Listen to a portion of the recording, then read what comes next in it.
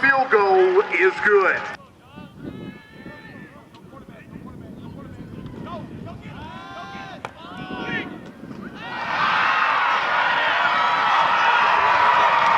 Touchdown, Scots! Touchdown, Scots!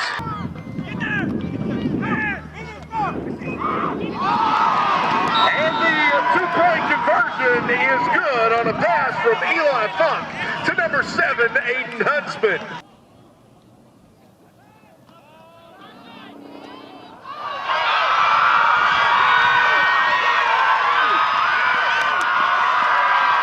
Touchdown, Scots! Welcome to Coffee with Coach Douglas. How are you doing this morning, Coach Douglas? Doing fantastic, Martin. It's a beautiful day. The leaves are turning. I mean, I don't know about these two guys on either side of me, but fall's definitely the best season of all. For multiple reasons. One, we got jack-o'-lanterns out in front of the dorm, so Halloween's one of the top holidays on my list, at least. Starting to cool down. It's not 100 smoking degrees out here. We get some beautiful mornings. It's sweatshirt top, shorts bottom type of season. You get the beauty of the leaves turning, and of course, it's football season. So. Yeah. I don't know if it gets any better than that. So, Well, talk about who your guests are today. Absolutely. So we got K-Doug, Carson Douglas. He is a wide receiver. He's our leading offensive player right now. In fact, just doing a bang-up job, just killing it on the offensive side. And then we got TP. We got Tanner Paulette. This is our Batesville edition. Tanner's a defensive back. And like I said, K-Doug's a wide receiver on the team, and both from the Batesville area. Guys that we'll just say I semi-inherited. I inherited K-Doug when I got here a few years ago. TP kind of came and joined us, and so I kind of consider him inherited because I think he kind of latched on to coming back home and knowing K-Doug. But, two of our Batesvilleites that just an awesome job on the field, off the field, in the classroom, but more importantly, the leadership side of things that we have to have day in and day out in our program. Right. And with that, Carson, introduce yourself and talk about your career at Lyon College. And, we'll start with you and we'll go to Tanner. I'm Carson Douglas. I'm an outside receiver. So originally, after I graduated from Batesville High School. And upon graduating, I had been kind of on the ropes about coming to Lyon because I knew the coaching swap was happening. And about halfway through the summer, I kind of just decided to jump into it and just kind of commit and see what it had for me. Basically, I just wanted to see what opportunity it was going to open up, and I met Coach Douglas halfway through the summer or so through a phone call, and it was just, even with half the team leaving, there was just potential. You could feel it, and Coach Doug says it all the time, but we're really building something here. That's what he told me my freshman year and my sophomore year, and it's kind of hard in the moment to realize, hey, what this is going to be 3 years down the road or 4 years down the road is going to be something special. And just kind of this year alone for me has just shown that hard work and dedication pays off. And it is my senior year, and I got one more. But it's just, seeing stuff pay off in the game. Coach Doug tells us all the time, what you're doing right now isn't going to pay off tomorrow. It's going to be down the road that it pays off. And that this year has just been evident that that's true. And what he's been preaching to us is true. Leading in touchdowns, if I'm not mistaken. That's right. Yep, touchdown leader right here. Tanner. All right, I'm Tanner Paulette. Came to Lyon in 2021, fall of 21. And really, I went to my freshman year at Westmo, which we played them this year. And it was a weird year because of COVID. And then, we only played 3 games. And I was just kind of looking at things, and I, knew K-Doug pretty well. So I talked to him and got in touch with Coach Doug, and came back, and I've honestly been loving it. We're building something, and it's getting better year by year. We just, the more people we can get to commit and just really, dive into the program with us, is the better we're gonna get. So we got to keep having numbers and keep having people that are gonna actually buy in. Mm-hmm. And I've been here. It took me 2 years to really get to a spot to where I'm starting now, and that's just, you got to have guys that'll come in and have that mentality, like, okay, if I got to put in this work, to get my spot in a year or two, then that's what it's going to take. And the more people you get to have that attitude, just the more people, the better the program's going to be. Yeah. Hey, we appreciate both these guys at Lyon College this year and in the past as well. Absolutely. They are building the future, Coach. Absolutely. And talk about last Saturday's ball game with John Melvin University. That's right. 65-24, a new school record in scoring, or 64-25, I'm sorry, got it backwards. That's right. But still, it's a new record in scoring. Absolutely. Talk about that a little bit. Yeah, no, it was a fun game. It was a frustrating game for a coach because it is what I would call a dirty game. Not dirty like people taking cheap shots or anything like that, but it just wasn't clean. It wasn't as crisp as I would have liked. As I told the team, I really wish we could have just pulled away and kind of what I call run and hide from John Melvin and let our young guys really get out there and play quite a bit, but we couldn't. We just didn't get in that situation until really late and got ahead by 2 or 3 scores. But these two guys just played a well of a game and kind of piggyback off of what they talked about being all in and committing and putting in the work. Football's, it's about delayed gratification. I mean, we live in this instant gratification society with these cell phones and drive-through window and 250 channels. I mean, I talk about how old I am by remembering when I was a kid, we had 3 channels and 2 of them were PBS. Now we just have everything and information at the tip of our fingers. And so freshmen a lot of times will get frustrated with not having a lot of playing time early on. And we try to create scenarios where they're highly involved in practice. They're not always on scout team. Yesterday we did our second down to third down, and we do 4 rotations of that in a 5-minute period. So we go, really fast. We're going like 8 plays in 5 minutes with all the rotations, and we try to get a lot of freshmen and sophomores out there. But these two guys are the epitome of it. TP came in and was definitely in a backup role early on and learning the system and trying to grow and just physically get faster and bigger and stronger. And he's really bought into that. I mean, even in the bye week, I looked out my window on a Thursday or a Friday, somewhere late in the week. He's out there by himself doing backpedal drills. I mean, just work, a guy that's going to continue to sharpen his sword and work his craft is huge. And in K-Dug, I mean, I vividly remember sitting in, of all places, the coach's locker room, and which our players never hardly go into unless they're asked to go in there for something. It's almost got like a taboo place to go, and asking about his future and playing time, and at that point, I was encouraged that we're going to see great things eventually, but you never know. And to see K-Dug just blossom and have these opportunities to hit some big plays and not just getting screens and busting them and running away from people, by the way. We made a joke in the very first game of Grinnell. He's leaving everybody on a fast screen and going for, 40, 50, 60 yards, something like that, and just smoking it down the sideline, no one's touching him. I don't know that the K-Dug of his junior or freshman or sophomore year would have been able to do that because he hadn't put in that work and really improved his speed. And now come back and we get in that John Melvin game, and there's a linebacker tracking him down, and then there's a free safety with even more of an angle, and he just leaves him, and not even close. And so just these two guys are the epitome of delayed gratification, of working your craft and being consistent and showing up every day and doing the work, not when people are watching, but when people are not watching. And then it comes to fruition on a season like this where, yeah, sure, we would love to be undefeated right now. We'd love to say we're 7-0 going into a 3-game run here at the end. But that's not where we're at. But we can make the most of what we've got right now. And so to be able to have a game like the John Melvin game, and as I told the team in the pregame and I told the offense individually, I mean, it's time for us to break the scoreboard. I didn't really intend to break the scoreboard, but we kind of did. I really thought we would end up, be a 3 or 4 score game.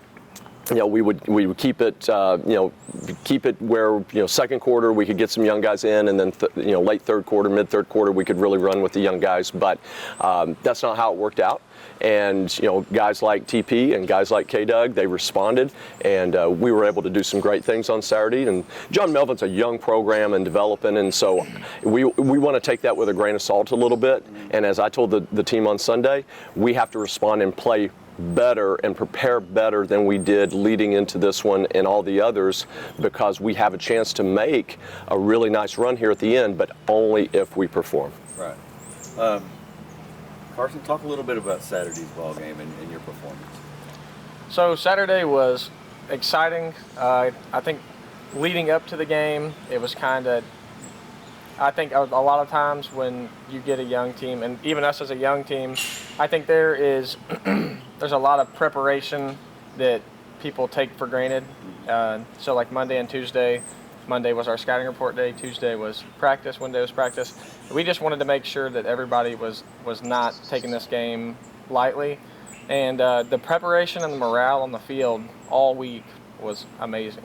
Like for me, I was kind of worried about it, but once the week got going and then we got to Wednesday and Thursday and Friday, I just knew it was going to be a good game. I mean, you could just tell the preparation was there, the team, the morale was there, everybody was excited for it. And then pregame, everybody was pumped up. So just to get opportunities in the game for Coach Doug to give me the ball and allow me to try to make a move, or that's what he said, we'll give you the ball, but it's up to you to make a move at the second level. I got to give the credit to all my slot receivers and Aiden Huntsman. I mean, their blocking was phenomenal all game. I would take a step, catch the screen, and two guys would be laying on the ground or pushed to the sideline. So I got to give all the credit for those two touchdowns in the middle of the game to my slot receivers, because without them and without Funk, I'm not getting those. And then just the amount of time that the O-line allowed Funk to have time in the pocket and throw the ball. I mean, it's just, all I got to do is catch the ball. Like, they block, they open it up, all I got to do is catch the ball and get in the end zone. So I just appreciate the team, Coach Doug, the O-line, my receivers, and just giving me those chances to make big plays. But I don't want the O-line or the blockers to go unnoticed, because that's who really makes the play happen. Yeah, I mean, if you go back and look at that long, we call it thunder, is the play. You go back and look at that, and we got into a bunch set on the sideline, and they did not adjust very well to it. But once they got the second man over there and we snapped the ball, it was amazing. It was like parting the Red Sea. Aiden just walled off their number 2, and Reggie just was locked up on their number 1 and ran him right out of the sideline, and it just split wide open, and it was a dead sprint just for K-Doug right down the sideline, and then again outrun the linebacker that was coming, or the safety that was coming, and then free safety coming late as well. Those guys did an awesome job on blocking on the perimeter. That's one thing that we really harp on here, and it was really, it's a really nice tie-in to be able to bring in Coach Kinsey, our wide receiver coach, because he's coming from a system that relied very heavily on those type of screens that I love to throw, and to be able to have someone that was really invested in really teaching the blocking of that, and we work really hard at it. Yesterday we ran our perimeter drill. We haven't done it in a while, and we come back to it the last 2 weeks, and I really think it paid off Saturday, and hopefully it'll pay off this Saturday as well. And the offensive line, I think they're blocking our fast screens better than they ever have. So I'm really gratified to see that as well. It does come, it is really, you're just one of 11, and you have to have those other guys to be able to put it together out there, so for us to be able to hit those big plays. Tanner, talk about your situation out there defensively. All right, so, defensively, I thought we played pretty well Saturday.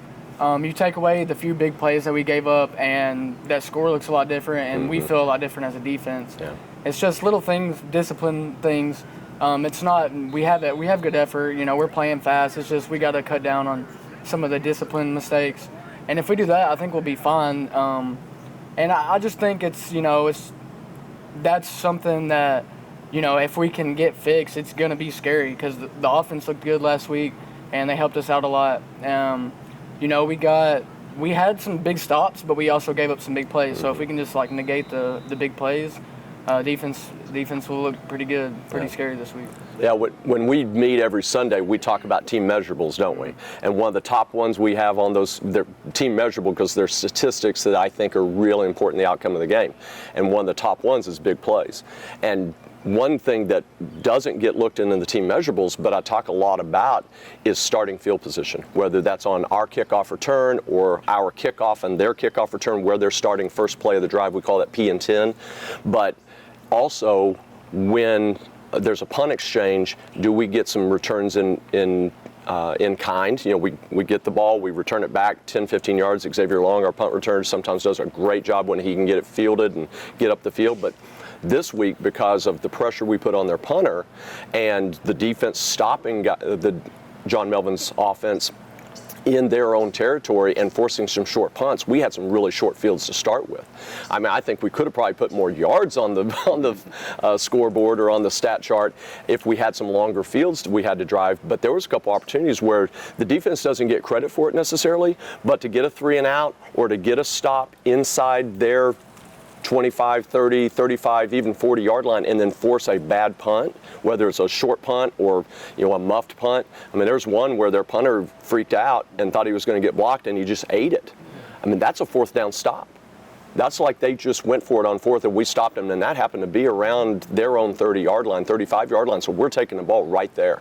So people overlook that sometimes. That field exchange battle, I guess you would say, us versus them, is critical, and the defense has a huge part in it because offense is definitely tied into special teams, but defense is way more tied into special teams because it really dictates where we're going to be starting from on a kickoff cover or a punt block or a punt return scenario. Right. There's one particular play that you don't see very often in a football game of any kind, and that's a 2-point conversion off of a blocked.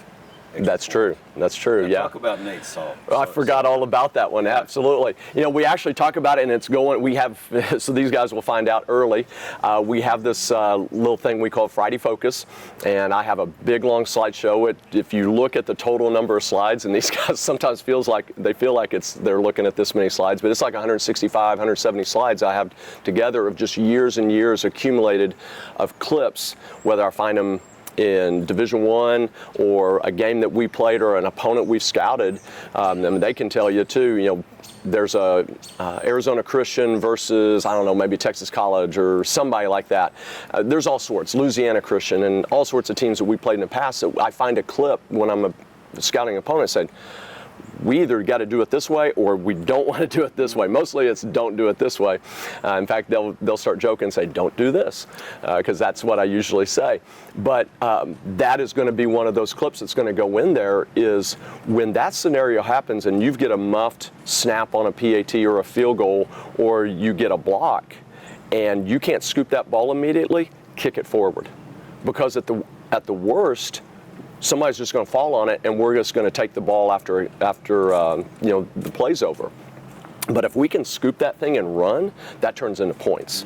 And 2 points doesn't sound like a lot, but in a tight game, it can be huge. And that could be the difference in a game. And so just being really aware of those scenarios and those situations is what we try to educate our guys every Friday on how to play the game smart so that we can take advantage of those opportunities when they may only happen once every 10 years. Like, I have not seen that scenario. It's probably been over a decade now. Right. Yeah, it's been a long time. And it's probably the time before that was before they changed the rule that you could return that for 2 points. This is true. But it sure did fire up the team, the crowd. I mean, that was one of the most exciting plays the whole day. I mean, not taking away from the best. Well, and to see some of the guys turn around and block too, that was huge. Yeah. You don't realize, you just, hey Nate, good luck, like and watch them go run. Yeah, no, they turned and we walled off a couple guys that possibly could have made a tackle. Now this week, you're going back to New York. Yeah. Gilbert College. Yes. Talk about that. Yeah, so 2 trips to New York, Western New York. We went to Alfred State a few weeks ago, drove up there. This one we're going to fly. And we've kind of been back and forth. Almost wish now we were just driving it, to be honest, because it's a hassle to get on a commercial flight. And we got to carry stuff. Like, we'll have 3 big travel cases. 2 of them will be football equipment. 1 will be athletic training equipment. Everybody's got their travel bag of their helmet and shoulder pads and then their personal gear as well. And then you got to pull 74, 75 people on 2 charters early in the morning. And we're going to leave about 1:25 in the morning tomorrow. And we got to get to the airport 2 hours ahead because checking in 72, 74 people at one time is not a fast proposition, particularly with Southwest Airlines. God love them. They don't have kiosks, so we're all going to be lining up at the ticket counter. But to move that number of people on a commercial flight at one time is a big endeavor. And so, and then to have to leave that early really stinks. So we're going to fly up though. I mean, it will make the travel a little easier once we get on the plane and we make the layover and get back on the next one. But yeah, we'll roll into Buffalo like at 11 a.m. Local time. We're going to go see Niagara Falls. That'll be a bucket list that I can check off of my personal bucket list. I'm sure some other guys as well. Unfortunately, unfortunately, we don't have time to do, was it Maid of the Mist? Is that what it's called? We don't have time to do that because we've got to go get lunch, and then we've got to have a practice in and everything. We got to check into the hotel. But it'll be an adventure for sure, just like the last trip was. And I've never been to Buffalo, so that'll be cool. I don't know, have y'all been to Buffalo? Yeah, so it'll be new for a lot of us. I mean, I took a quick poll on Tuesday, Monday, something like that, I guess Monday, to see who had never been on a plane before. We had quite a few hands, as I expected. So, like I said, it'll be an adventure. And we're playing Hilbert College, who is just now in their second year of playing football, NCAA opponent. And they'll be joining a conference next year, I believe the ECAC, East Coast Football Conference, I believe it is, if I may be mistaken on that, but they'll be playing in one of those conferences next year for the first time, just like us, being able to join a Division III conference as well next year. So it'll be an interesting matchup. Again, young team, we're still young in a lot of spots. They do have some transfers. Coach Edgar came from Hocking College in Ohio, which is a junior college. So he was able to pull a few guys in transfer. So it'll be a little bit more balanced maybe in age because of that, but we feel like it's a great matchup for us and an opportunity, but we got to be able to handle the travel. We got to be able to handle getting sleep at weird times as well. It's a big concern for us, and we always harp on hydration and sleep and nutrition, and that's tougher to do in these scenarios. So we really have to be diligent. I told the guys last night after practice, you need to be changing your sleep rhythm, and you need to be getting in naps as often as you can. I've got 2 naps in the last couple of days where I don't normally in the afternoon. Even a 10-15 minute nap yesterday does wonders. And even my wife and I were talking about, hey, we're going to have to get up at 12 something. Do we want to just go ahead and go to sleep and then wake up? So a lot of planning just in those things that go into this. So it's a big endeavor for us.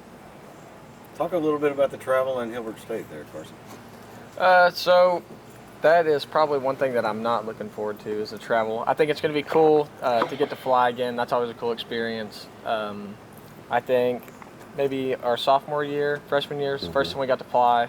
So just doing that with your team, you're with your buddies. So that's kind of always a cool experience just to travel alone.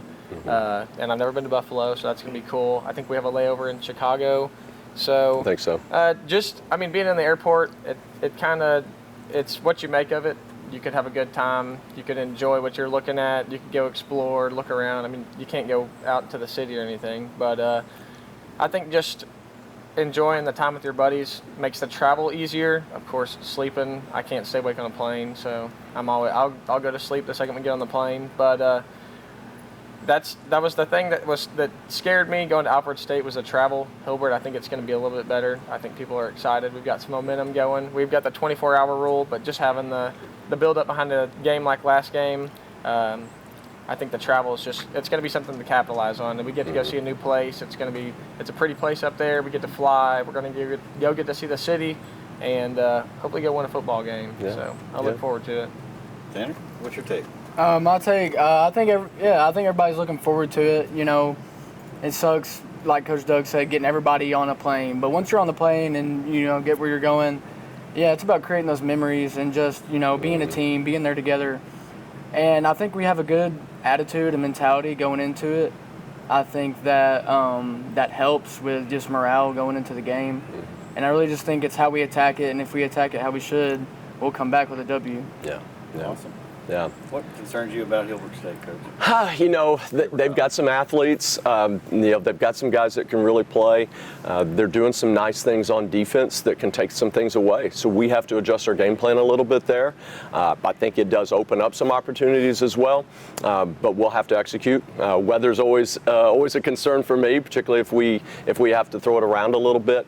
But I think we really had a really nice week of practice in the 2 days so far. We'll see how today goes. Even Tuesday was a little bit rough, particularly with the offensive line, because we had some young guys filling in for some guys that were sick, some guys that are injured. We've had a little bit of a bug going around.